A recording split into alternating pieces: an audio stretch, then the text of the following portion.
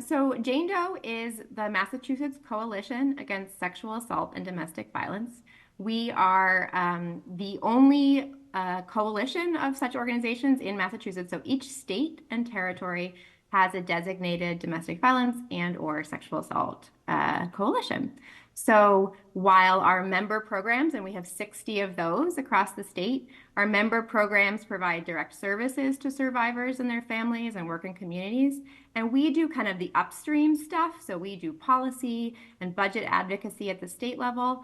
And we convene our members to come together to problem solve, to kind of tackle the challenges that our field is facing, for training, for technical assistance. So we do kind of the convening, the advocacy work on behalf of advocates.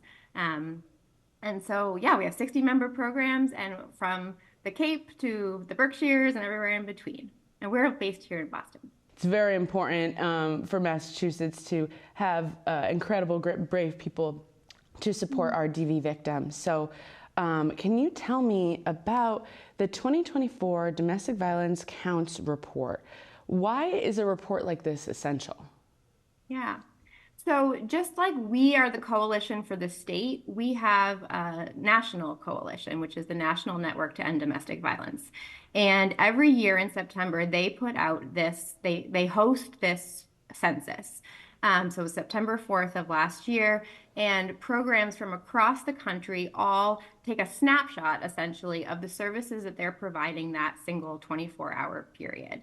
And so it helps us get a glimpse of really what's going on across the country.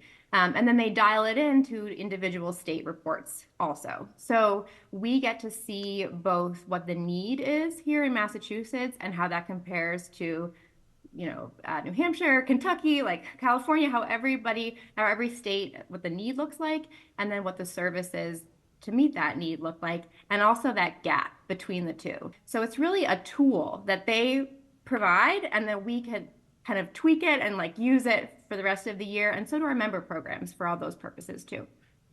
Right, and what a useful tool that is, being able to Yeah. compare, right, like all of the Massachusetts data versus, like you said, Kentucky, New Hampshire, and overall in the U.S. So very interesting stuff. Could you tell us about some of the key takeaways from the report from your Massachusetts data?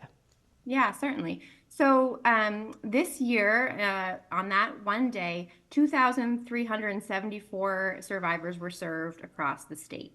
And so that's a lot of people calling hotlines. Their families are staying in shelter, they're seeking legal advocacy, they're calling for help navigating tricky systems like the immigration system, court system, helping to facilitate their relationship with the Department of Children and Families, helping support their kids. So that's more than 2,000 folks that are being supported in that day. About 589 requests for services went unmet that day. And 47% of those, so just almost half, were all for safe housing and emergency shelter. And, we were talking about the comparison over geography. Because this is the 19th annual, we can also compare over time what that looks like. And so just year over year for the last almost decade, that request for housing has been the highest need and the need that goes the most unmet. It's hard almost impossible for a lot of families to make this decision of, do I stay in this violent place? Do I become homeless? How do I navigate just the dearth of affordable housing options that we have here? Being in those tough situations, like you said, it's a catch-22. So what can we do as a community, to reach out to survivors and to let them know they're supported by the people around them who want the best for them? So first of all, you can equip yourself, or folks can equip themselves with tools to be that good friend or that supportive coworker. If you go to janedoe.org, that's our website, you can find your local domestic violence agency and check out the resources that they have or what we have on our website to really learn how to be a good listener and like what services are available so that you can help someone in your life connect with an important resource.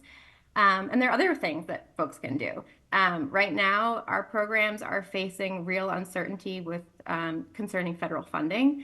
In the Massachusetts State House, there is a hearing on an act relative to controlling and abusive litigation. So you can call your state senators and state reps today and say, thank you so much for supporting this bill to support survivors who are navigating the court system. There are lots of ways to get involved. And I think, if the biggest takeaway is call your local agency or sign up for their mailing list, sign up for our mailing list, and kind of just stay involved and see how you can support.